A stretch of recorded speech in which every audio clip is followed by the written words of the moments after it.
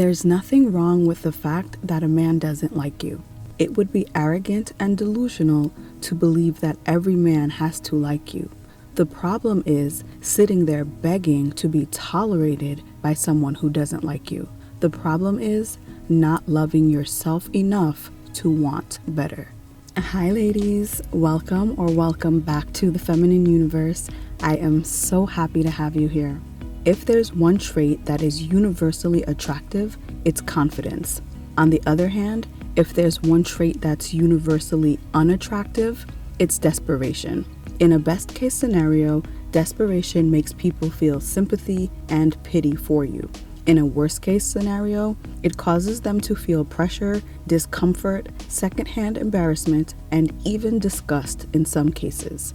Desperation clouds your vision and it clouds your judgment. It attracts the most toxic types to you, and the mistreatment you receive from those types creates or reinforces all sorts of negative self-beliefs and insecurities, which makes it more likely that you'll settle for toxic types again in the future. It's an extremely vicious cycle. I know some women want to go from desperate to dream girl. They are in desperate situations that they want to fix. Others want to move on and do better. They want to stop overcompensating and stop repeating the pattern of attracting and choosing people who will treat them poorly. I have had desperate women use this advice, have the men they were chasing start chasing them, only to realize that they don't want him anymore. Because like I said in the first Dream Girl video, who you want when you're desperate and broken may not be who you want when you're happy and healed. So be aware of that as well.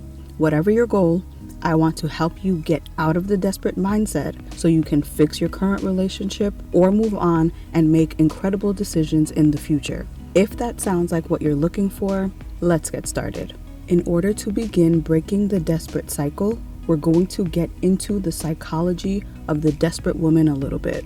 This is going to be the first of the 5 in-depth breakdowns that I promised from the 5 categories men put women into video. We're going to touch on some obvious as well as some not so obvious behaviors that can cause this dynamic. Because while there are certain kinds of desperate women that we're very familiar with, there are also women who will swear up and down that they are confident go-getters but end up absolutely baffled when they also get the desperate girl treatment. Then, most importantly, we're going to talk about how to get the heck out of this dynamic, because we are about solutions over here. So firstly, what does it mean and what does it look like to be desperate? In the context we're talking about today, being desperate is defined as having a great need or desire for something or someone, which is basically exhibiting an extreme form of neediness. The desperate girl's need or desire to keep a man in her life supersedes her need for respect, for care, or for being treated well. Her motto is probably something along the lines of, "At least I have a man." In the 5 categories video, I used types of cars to symbolize the 5 categories men put women into.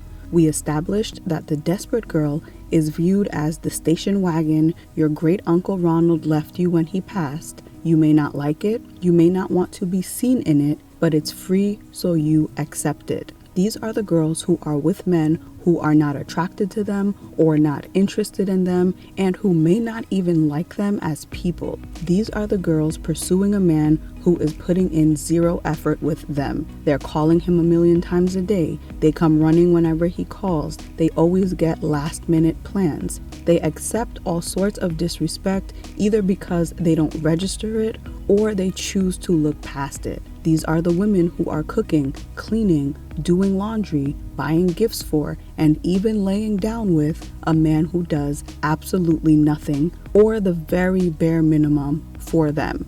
These women usually initiate most, if not all, contact. The man will only reach out if he wants something, a ride, a meal, physical gratification, and so on. Another clear tell is the minute she makes any requests or requirements, it's a problem.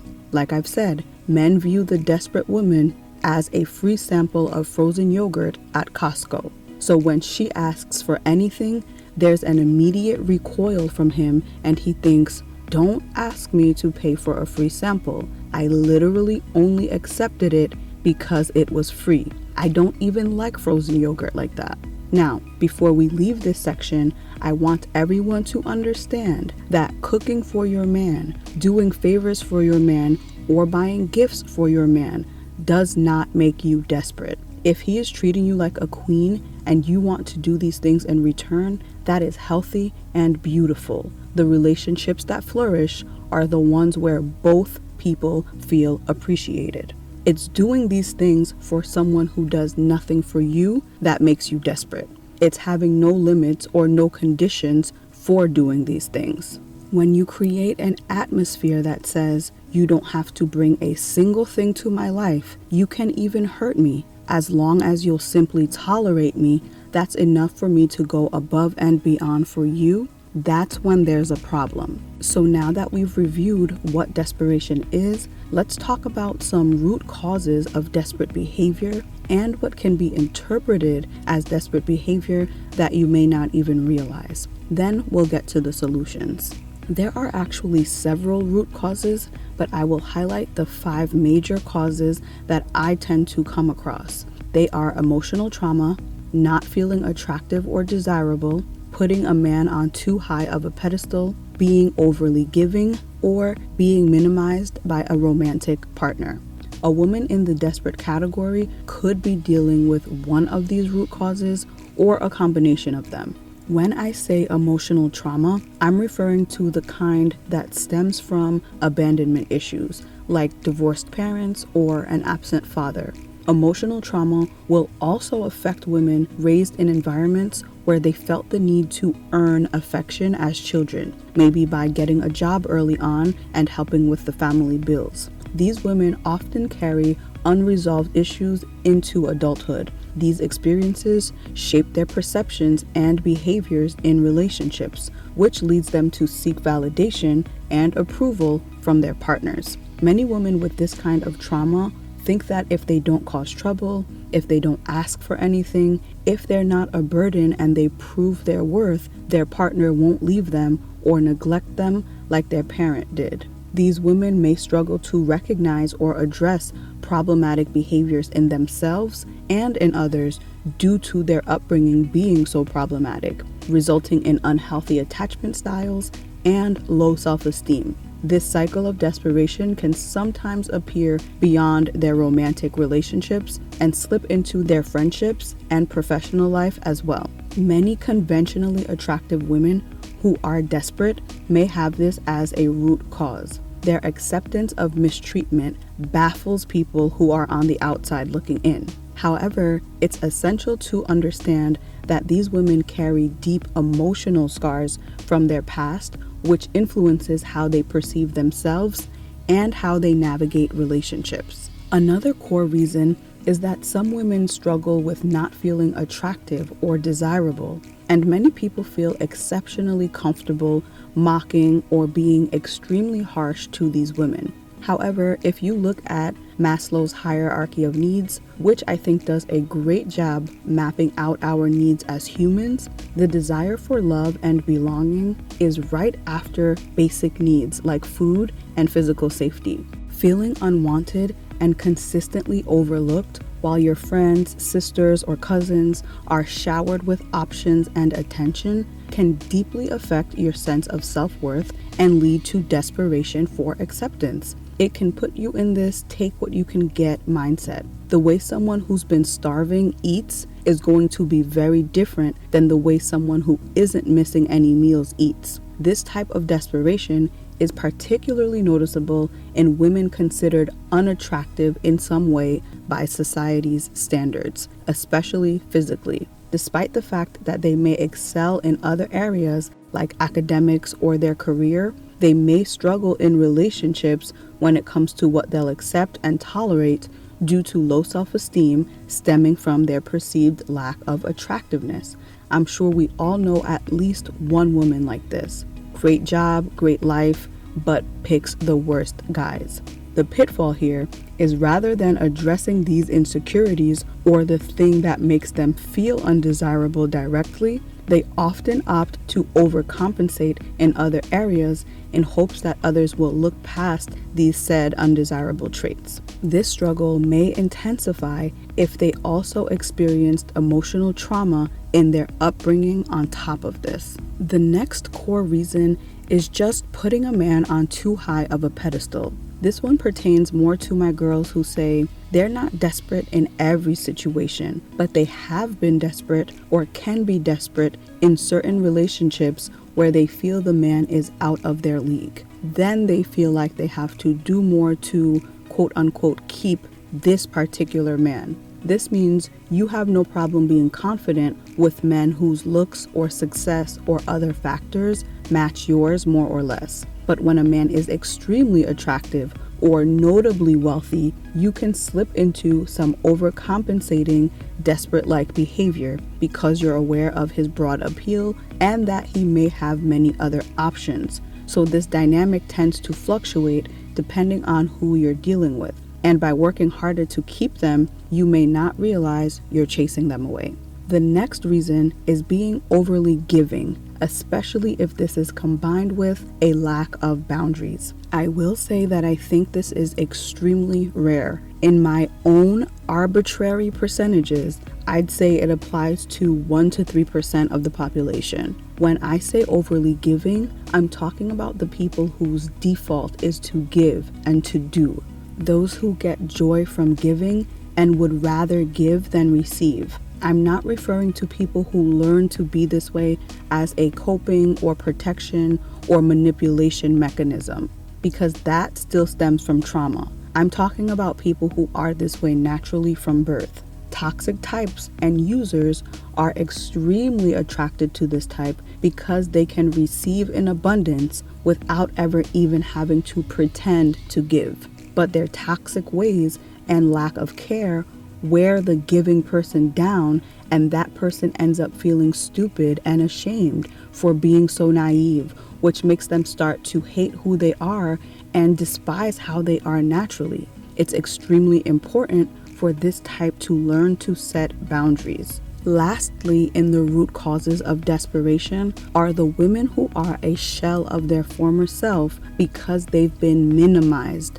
downgraded, or pushed down by a man they were with. These are the women who were usually pursued and were courted and probably started off in one of the other 5 categories, many times the out of your league category, but they've been worn down by a verbally, emotionally, and even sometimes physically abusive man that has completely destroyed her self-perception and self-worth. These men are usually narcissistic or incredibly insecure, and by isolating her and chipping away at her confidence, she now finds herself begging for his acknowledgement, wondering what she did wrong, wanting his approval, and to just get a glimpse of what they had in the beginning. And this sometimes follows them into their next relationships as well. Now, to tie this part in with the next part, a common thread I've noticed in desperate people, no matter what the root cause, is a pattern or mindset where they think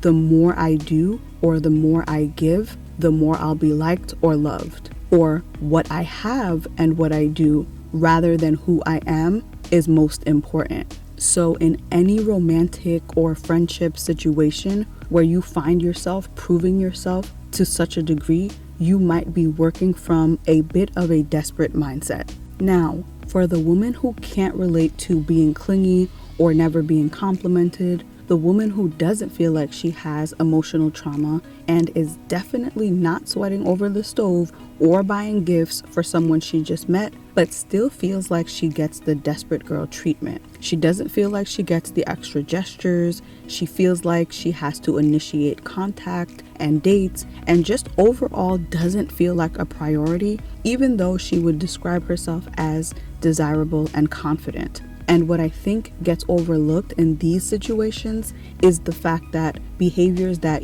you may not classify as desperate may be perceived as desperate by others, particularly men. For example, by approaching or pursuing a man, You may think you're being confident and going after what you want. But for many men, especially in cultures where men typically initiate or pursue, that behavior may make them view you as desperate. The male thought process might be somewhere along the lines of, do you not have options? Are there no men pursuing you? Or am I so above the caliber of men who do pursue you that it's worth you breaking the social norms to try to pursue me? Or is this just a habit of yours that you go around chasing men? All of which will read to many of them as desperate. This is also a similar thought process that many have when you sleep with them quickly as well. Don't shoot the messenger. Of course, there will always be an exception to the rule, but this is a big part of why I don't generally recommend women pursuing men. Unless your type is more passive men. Then that's a completely different conversation we can have at another time. But for many men, the feeling of being approached and pursued is so foreign and so flattering that it gives them a type of high. And it's only after they come down from that high, which sometimes takes weeks, months, or even years, that they realize they didn't really like you. They liked the attention. They liked being chosen. And it's not always even intentional. Sometimes it's hard to separate the two, and they are truly conflating liking how you made them feel and liking you as a person. Being approached is often flattering to men, but it can lead to confusion between genuine interest and just enjoying the attention. Another factor some women don't realize lands them in desperate girl territory is what people call leading with degrees. This is where a woman leads with her education, occupation, or income as her entire personality or as the main attraction. While these are commendable achievements, relying solely on them can be or can come across as compensating for other shortcomings, such as lacking in attractiveness or personality. Just like the man who jingles his car keys incessantly so people will notice what car he drives, instead of just having normal interactions and letting people like him for who he is. There's nothing wrong with being successful. I'm speaking as someone who is educated, does all right for myself financially, and completely supports other women doing the same. But there's a difference between loving what you do and making something your entire personality, or implying that you deserve better treatment because of it. Having 1 degree or 10 degrees is not a replacement for being a likable person. And unfortunately, many times the women who lead with their income end up with men who only want them for their income. And it creates this desperate dynamic because he doesn't really express desire beyond her wallet or the lifestyle she can afford him. And deep down, she knows this. And so the desperation to be truly desired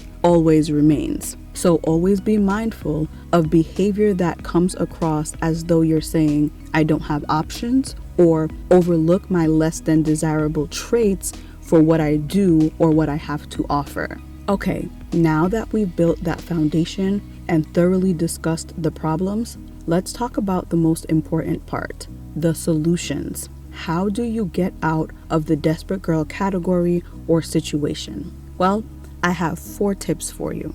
The absolute first thing you want to do if you feel like you might be in the desperate category is take a step back. I want you to press pause and give yourself and the other person some room. Put some actual space between the two of you. That's going to look different for every situation, but you're not going to have an attitude and you're not going to be passive aggressive. You're going to practice what I call pleasant detachment.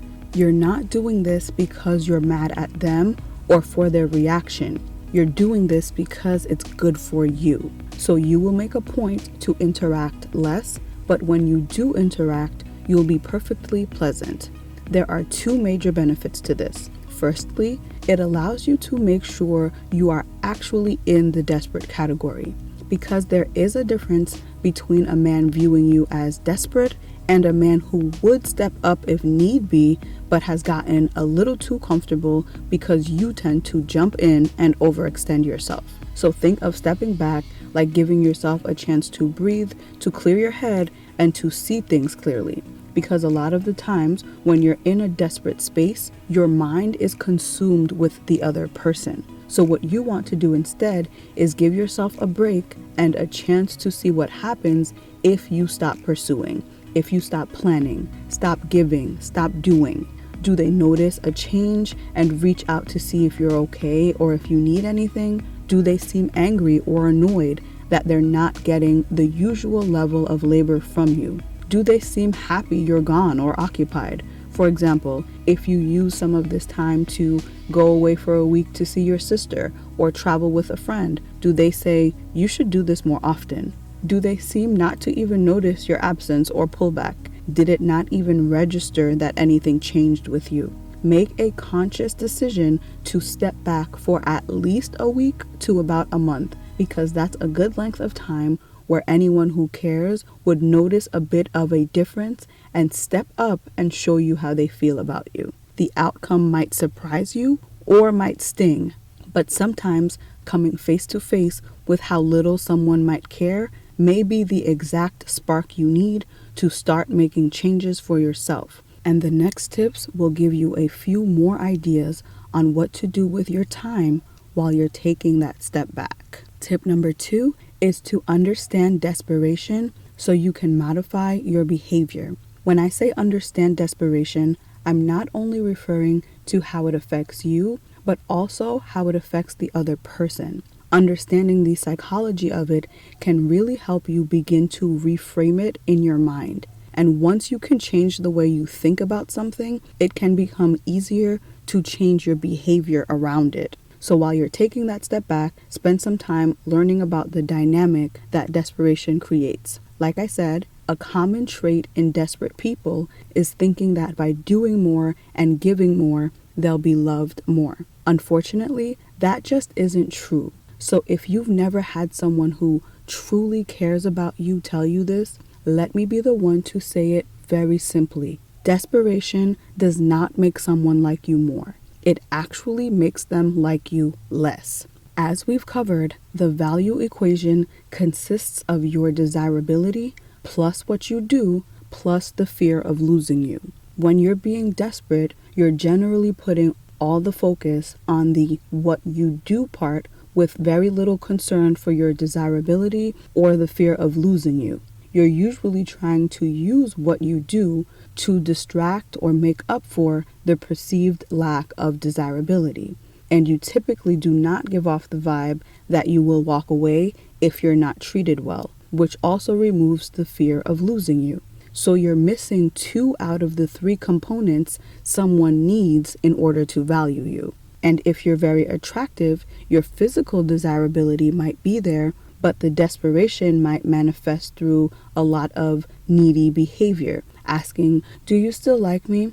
Are you mad at me? Or being intimate too early in hopes that it will get them to stay, or just being clingy to the point where the person feels like you want to spend every waking moment with them. So the fear of losing you is again 100% gone because it seems like they're your entire life. And remember, being physically attractive or physically desirable is one thing, but healthy people also desire and respect someone with confidence and self-respect as well.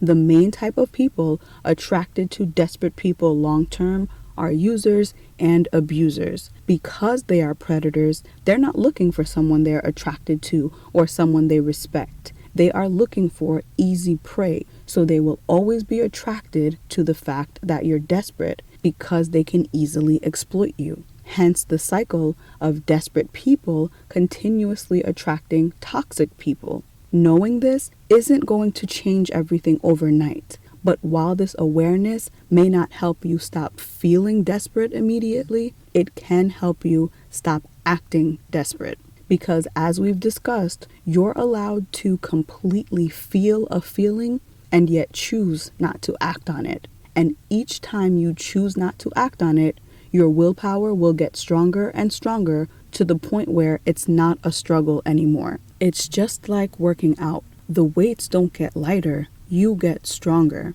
So replay this and come back to it as often as you need to, and just really understand the dynamic you're creating and the type of people you're attracting when you show up to your interactions with desperate energy and desperate behavior. Tip number 3 is to spend more time on yourself. As we've established, many women who are desperate feel undesirable in some way. Not all, but many. And she hopes that by doing the most and going above and beyond, she can get a man who she finds desirable to look past her undesirable traits. So look at what it is you may be overcompensating for, or what you've been hiding behind. I'll tell you some that I hear quite often. I may not be the prettiest, or he may not think I'm pretty, but I treat him better than anyone else can. Or no one can do what I do in the bedroom. Or I may be a little bigger than he likes, but those skinny girls can't cook like I can. I may not do all that makeup, hair, and heel stuff he likes, but I have a real career. I bring resources to the table. People in the desperate mindset can also spend a lot of time doing for others, usually to the detriment and neglect of themselves in some way. And sometimes this is what puts a woman who wasn't in the desperate category into it. So look at ways you may have been neglecting yourself in order to tend to someone else's needs. You might realize you don't need to be asking that man if he still likes you for the 1,000th time. What you need is therapy, journaling, and doing inner work to heal that trauma. You don't need to be making that man you're in a situationship with breakfast in bed, a packed lunch, and a 5-course dinner to bribe him to stay. You need to be at the gym pouring into yourself and feeling better about yourself mentally and physically. You don't need to be buying him the latest sneakers, cologne, and jewelry, making him look good while you're looking like you live on 99 Struggle Street. You should be getting your hair done, upgrading your wardrobe, taking care of your skin. A side effect of being too wrapped up in someone else is usually you neglecting yourself in some area. So take a good look at your life, find that area or those areas, and spend some time working on you. Use this time to start becoming your own dream girl.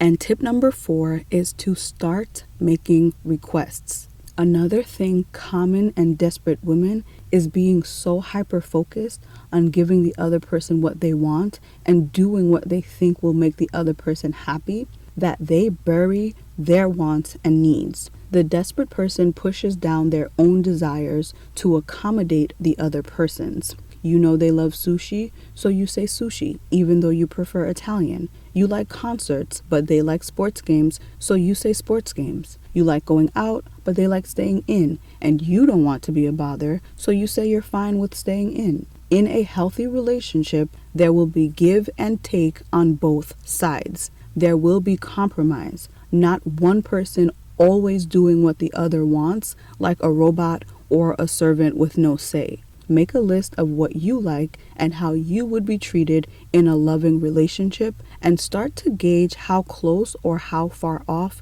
your relationship is from that. Because to make it as plain as possible, when someone views you as desperate, they view you as a beggar. And as the phrase goes, beggars can't be choosers. So if you find yourself in a situation or in a relationship where it seems like you're not allowed to make choices, you're not allowed to be a little choosy, where you can't say, I want this or I'd like that, without getting extreme pushback, even though you're accommodating their wants and needs, that tells you they don't think you're worthy of having a choice. They view you as a beggar. Because as we just said, beggars are the ones who cannot be choosers. So as you're working on moving out of the desperate mindset, try thinking more about what you want and start making more requests in that relationship, but also outside of it. Make requests at restaurants, make requests with your friends, either if you need to switch plans or to suggest something you'd like to do. The more you use that muscle of making requests, the more comfortable you'll get doing it. And the more your requests are being accommodated in other parts of your life, you'll realize it's not a big deal. You're not asking for too much, and the people who want to will, and the world won't stop spinning.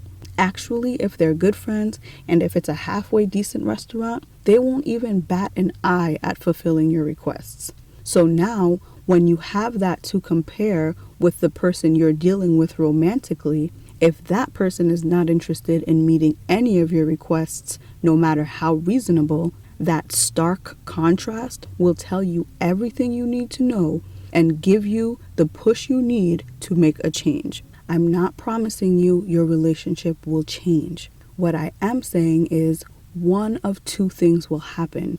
Either this person will realize they want to keep you in their life, what you're asking for isn't much, and they'll step up and start to treat you as an equal within the relationship and meet your requests. They'll respect you more as a human being because you'll notice that as you become less desperate, you'll start to respect yourself more, which has the effect of also getting the respect of others. Or you will get absolute pushback and stubbornness and no desire to meet you halfway at all whatsoever, at which point you will know for sure that the only thing this person liked about you or what made them tolerate you was your level of desperation, and the only reason they kept you around was because they could benefit from that desperation. So at that point, you have to realize that if you no longer want to play that desperate role, the only thing that may be left to do is leave that relationship behind. And there you have it, my loves.